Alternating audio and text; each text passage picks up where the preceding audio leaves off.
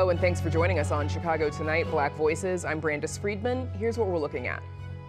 Traitors to the country should not be allowed to work for the city of Chicago. City council members vote on whether to ban participants in the January 6th attack from working city jobs. We're going to pay for schools in this city to thrive.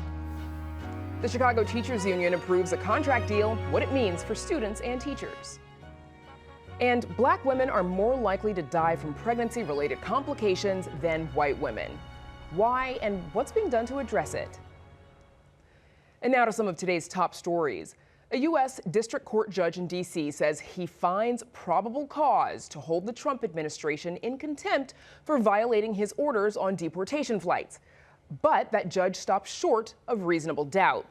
Judge James Boasberg ruled the administration is demonstrating a, quote, willful disregard by not following his mid-March orders to halt using the Alien Enemies Act to deport alleged Venezuelan gang members to El Salvador. The ruling comes as the administration continues to push its compliance with court orders it disagrees with.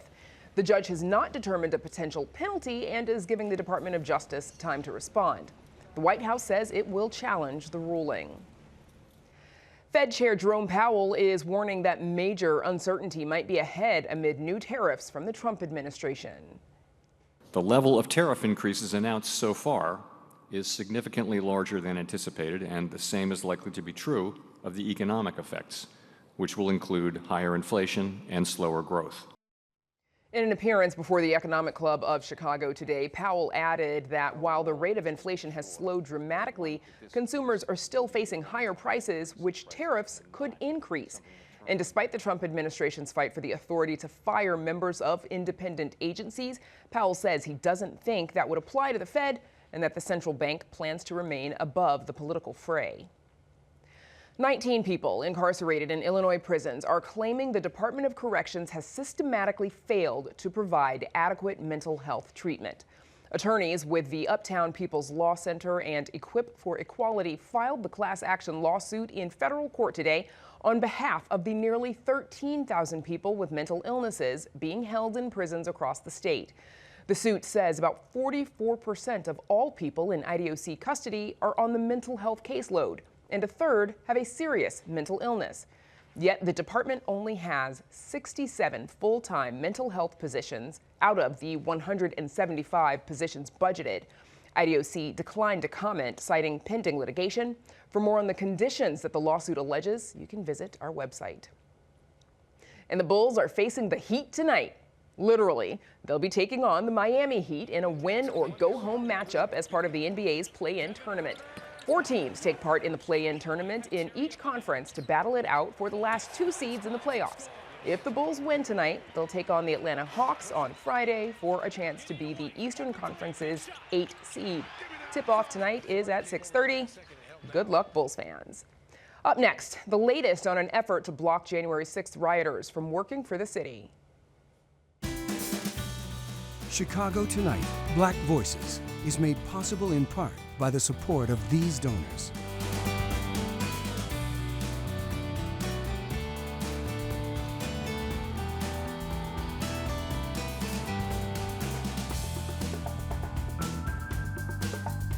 Who took part in the January 6th attack on the U.S. Capitol and were then pardoned by President Donald Trump are now banned from working in city jobs after a vote today by the City Council.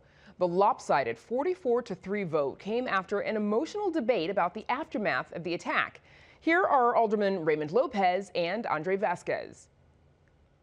Where is the line that you're willing to draw? Domestic terrorism is probably the line. WTTW News' Heather Sharon joins us now with more. Heather, why did the City Council decide to take this stand? Well, almost immediately after President Donald Trump took office in January, Governor J.B. Pritzker issued an executive order banning those who were pardoned for their role in the January 6th Capitol attack from state employment. But Mayor Brandon Johnson did not follow suit, prompting the City Council to step in, and that culminated with today's vote. And Heather, who were the 3 City Council members who voted against the ban?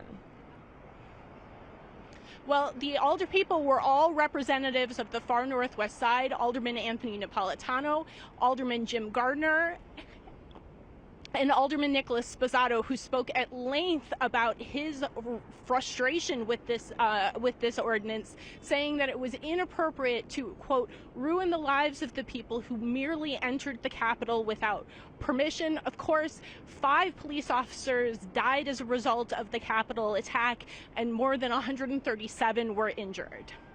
Heather, you also reported earlier this week that the City Council was set to exhaust its annual $82 million budget to resolve lawsuits that allege police misconduct. Where does that stand?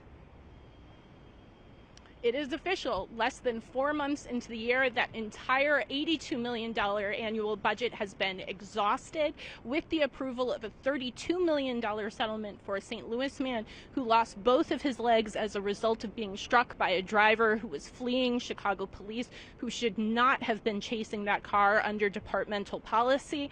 Now, Alderman Gilbert Villegas was poised to use a parliamentary procedure to force public hearings on a new strategy to address the hundreds of lawsuits facing the city alleging police misconduct. He dropped that demand today after reaching an agreement with the Johnson administration for private briefings, where he said he will press them to develop a new strategy and, quote, be more honest with the city council about the cost of these lawsuits to taxpayers. Okay, Heather Sharon at City Hall for us. Thank you.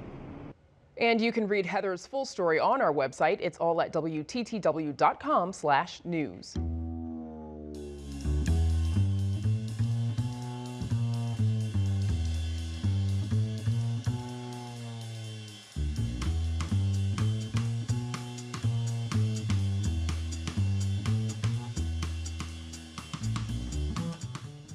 The Chicago Teachers Union is one step closer to finalizing a deal with Chicago Public Schools after nearly a year of bargaining. 85% of its 30,000 members voted last week on a tentative agreement, and 97% of them approved it. The contract still needs approval from the Board of Education, which is set to vote on it next Thursday. But now, to break down that contract is CTU President Stacy Davis-Gates. Welcome back, Stacy. We've talked about this several times over the last year. Yes, we have. First off, you all have called this contract a turning point. How so? Well, you know, if we're looking at the federal level of our government right now, you have Elon Musk and Donald Trump wreaking havoc on federal institutions with DOGE. We had that in Chicago already. It was called Renaissance 2010 with Arnie Duncan. It was called School Reconstitution with Paul Vallis. It was called 50 School Closings with Rahm Emanuel. We're marking a different standard of where we're going to give kids opportunity. Elementary school kids get 30 minutes of recess. We put millions more dollars in the sports program. They'll have transportation, equipment, and uniforms. Sports that girls play will have parity with boys' sports. We're going to give kids more than what they've gotten before. That's the turning point. So this is, as we've all mentioned several times, this is the first contract deal to be closed in 15 years without a strike vote. There was still some tension. We're going to come back to that in a bit. But Mayor Brandon Johnson, you know, he's a CTU member. You and many CTU members endorsed, campaigned, supported him during that election. How would you describe his role in bringing this contract to bear? Well, I think it was the week before we settled that the mayor brought us to City Hall. We were summoned. And what we were able to do in that particular meeting was understand how close we were to settlement. Understand that the issues that stood between us were negotiable. And from that point, we were able to speak on terms of settlement and negotiate that. And we got there, and thank God we did. How do you think those previous strike votes, and 2 strikes, one was a strike averted, how do you think all of those built up to the contract that you have today and where the CTU is today? That's a great question. I think that they all built up to today. People are celebrating no strike, but what I would say is that it has been the organizing, especially with the communities that our schools are anchored in. I think of Diet High School. Not only did a strike help Diet High School, but there was a hunger strike for 34 days. So once those people like Jeanette Taylor, who's an alderwoman, Mayor Johnson, and board member G2 Brown, They helped save that school from closure, and then the Chicago Teachers Union in 2016 took it to the negotiating table. What we were able to secure through our community coalition was we were able to keep a school open. We were able to resource that school with more support, and now that school has an artist that's in residence. It has a state championship basketball team. It has more opportunity, and kids from across the city are looking at that school as an option. So let's talk about what's in the contract. Raising teacher salaries by 4 to 5% each year, enforcing smaller class sizes, giving 10 extra minutes a day in prep time for elementary school teachers, doubles bilingual education staff, and provides 90 new librarian positions, among lots of other points that you all spent a lot of time negotiating. Why do you think it was difficult to get to all of this? I think there were a lot of impediments. Obviously, the much reported, push and pull of the politics. But we also are doing new things in Chicago. We have a school board that is partially elected. They have a bigger voice and stake in how we land these deals. So having people like the board president, Sean Harding, members like G2 Brown, Karen Zakor, people who have an understanding of the granular level of both the movement and the school district, that helped us. But also, it was the first time in 30 years that our union was able to bargain a contract with our full bargaining rights. So both sides needed to exercise a muscle where we exchange ideas across the table. The district had to learn that, the union had to learn that. So we got there, and I'm proud of it because this is an agreement that both sides can be proud of. You have gotten a bit of criticism from within the ranks. A new caucus of members called the Real Caucus, they said in a statement, quote, "Many of us who voted to accept the contract were tired of the wait and lacked hope that our leadership had the tenacity to win more. There are wins here, but this is not transformative. We need CTU leadership with the integrity to be honest about the work that still needs to be done." They call the union fractured in that statement. What do you say to all of that? Well, 85% of our members participated in our democracy, and 97% of those members say yes to the contract. That is a ridiculously high number, unprecedented in fact. 65 of our rank and file members bargained this contract. Every single governing body of our union approved this contract. I think our democracy is one that should be modeled in most institutions, and furthermore, I'm glad we are at a conclusion. The Department of Education is being dismantled as we speak. We need to not only build a force field around the Chicago public schools, we're going to have to get into the work now of pushing our local and our state government to build a Trump rainy day fund, because he's put our city and our school district in his crosshairs. And we're going to have to protect the investments that we have to make for our young people. And so we're going to push them to figure out how we push those who have a little more to do a little more to help us protect our democracy and our ability to teach the truth in CPS. So on that subject, the district says that this is a $1.5 billion deal. That's what it's going to cost CPS over the life of the contract. CEO Pedro Martinez has said that the district has the money for the first year of the contract, and he has said that a couple of times during negotiations, but that we know the district faces budget issues every year. What do you say to people who are worried that the district is going to be in a bind when it's time to pay what it needs to pay in the coming years? Well, Pedro said very clearly that he would not be an irresponsible party in this collective bargaining situation. He wrote op-eds about it, in fact. So we're confident that the district is in a better financial position. In fact, the third-party arbitrator who provided the fact-finding report said that the district was in a better position to fund this contract than they ever have been in years past. So those two things coupled together give us a lot of certainty. Also, the state of Illinois has to do more. We have one of the best funding formulas in the state, and it needs revenue. And that's not just Chicago, that's every school district across the state of Illinois. So while the Trump administration is He has his crosshairs on Chicago. He also has it on Illinois. It's going to behoove us in this moment to find out what coalition, alliance, and solidarity looks like. It's also going to ask those who have more to pay more in this moment so we can secure what we have in Illinois and in the city of Chicago to be a beacon in a world that is moving, far too fast towards something very different. 20 seconds left. What's next for CTU? Well, CTU is going to do what we always do. We're going to help our brothers at the firefighters get their contract. We rallied with them today.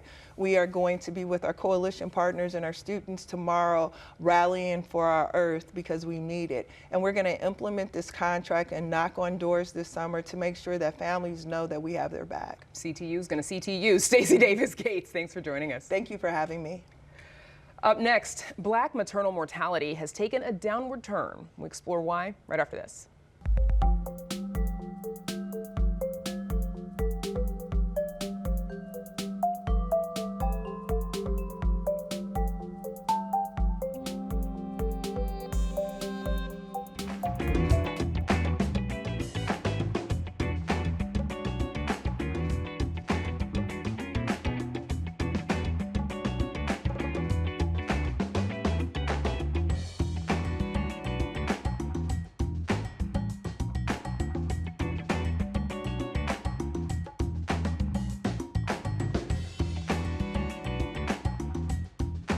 New research shows the rate of women dying from pregnancy-related medical conditions has only worsened in recent years.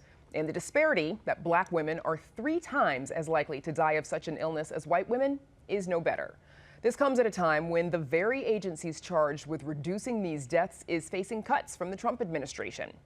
Joining us now with more are Denise Banton, Director of Rush University Medical Center Labor, Delivery, and Postpartum Units, Jamika Sampson, Senior Director of Community Health and Equity for Planned Parenthood of Illinois, and Tony Taylor, co-founder of Chicago Birthworks Collective. Thanks to all 3 of you for joining us. So Denise, I want to start with you because in this recent study that was published in the Journal of the American Medical Association, it shows the rate of maternal mortality not only increased by 27.7% from 2018 to 2022, but that the racial disparities also widened, Black women having the second highest rate at 2.8 times higher than white women. They are second to Native American women. With all that we have learned about maternal mortality in this country in recent years, what do you make of these new numbers? I believe this is highly related to comorbidities, access to care, addressing women's concerns, the thought that people can be dismissed is not acceptable. We know our bodies. We know what we're feeling. We know what we're thinking and what our signs and symptoms are, what doesn't feel right, and trust of our healthcare providers or healthcare providers to really acknowledge what women are saying. Why do you think more hasn't been done? Because we've had these conversations in the last several years. Why do you think we have, or have we just not moved quickly enough? I just think we haven't moved quickly enough. I think we've scratched the surface. There's so many layers to this whole issue, and I believe that we need to spend more time. The real #1 focus is shared decision making with our patients in a hospital setting, because I'm from a hospital setting, talking about what are the expectations and unbiased information about care. Tony, what would you say are some of the health challenges that pregnant people face during and after their pregnancy? Lack of support with their family, lack of support in their medical team, not understanding fully what they need during the pregnancy, not fully understanding what resources are available to them after they deliver, not planning to have perimental health after care. Oftentimes when I tell moms, I was like, oh, make sure you get an appointment with a mental health. They're like, I have a therapist. I'm like, that's not the therapist that I'm talking about. It's a completely different therapist. And the care that you need for pregnancy is completely different from any other care.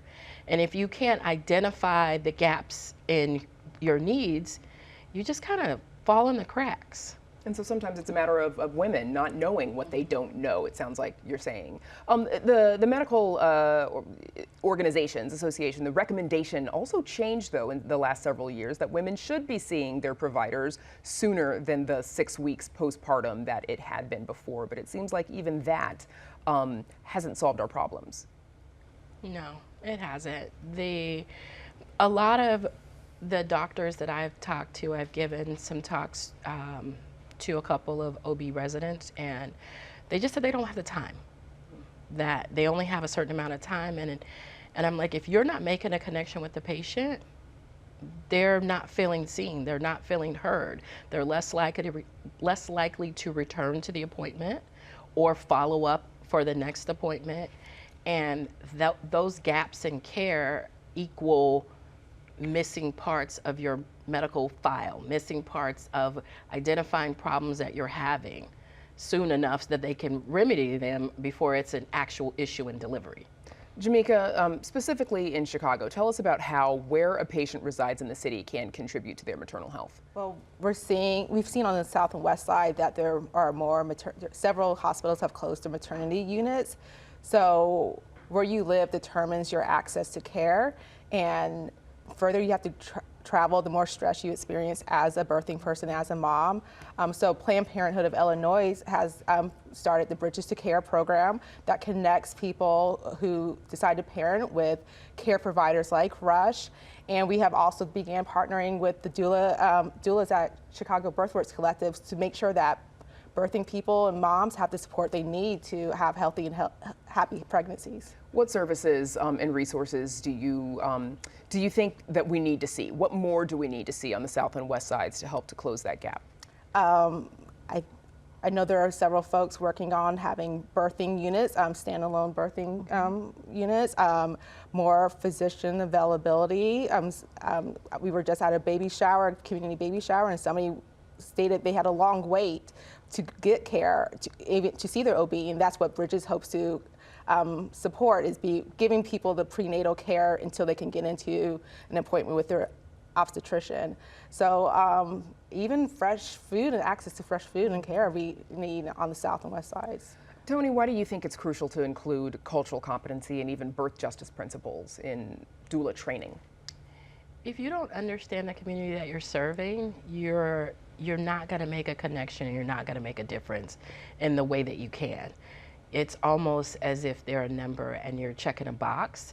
You have to meet people where they are, and you have to figure out what they're not saying, and make them comfortable to share the things that they're not saying, and identifying the things that you're seeing that they're not saying. And get them to talk about that. Right. Well, even if you don't get them to talk about it, because some don't want to necessarily talk about it, but just if I witness something as a doula or just in communication with someone, I just share resources and just allow you to make the decision. And because I don't want to put you on the spot, you know. Historically, Black women, we don't have good trust issues. Trust in the medical industry. And that's not, instead of villainizing us for that, which it's founded in truth, earn the trust. How do you? Yeah, more doctors need to hold themselves accountable for the trauma that's happening to us. But if we have to have more resources and just things made available to us without the peer pressure of you got to do this and scolding. Yes. Denise, according to the American Heart Association, Black women are 58% more likely to have high blood pressure, because you mentioned comorbidities, or hypertension, compared to 43% of white women. They are more likely to develop fibroids as well. Are providers doing enough to look out for these potential complications? Are they trained to know to look out for those and how those might impact maternal health? I believe most definitely they are trained. They have the resources and they have the knowledge to manage those. It's just going back to what was just said. How are you connecting with the patient to get the information that you need, and the language that you're utilizing? Think of diabetes. In some communities, they call it "I have sugar," What does that mean? So you have to sort of culturally be competent and understand the language of the patients that you're serving. And yes, do I think healthcare providers have the information? We have the information. We just need to utilize the screening tools and ultimately provide resources to patients. Okay, that's where we'll have to leave it. Thanks for the work that all of you do, and thank you for joining us, Denise Banton, Jamika Sampson, and Tony Taylor. Thank you. And that's our show for this Wednesday night. Join us tomorrow night at 5:30 and 10. Now, for all of us here at Chicago Tonight Black Voices, I'm Brandis Friedman. Thank you for watching.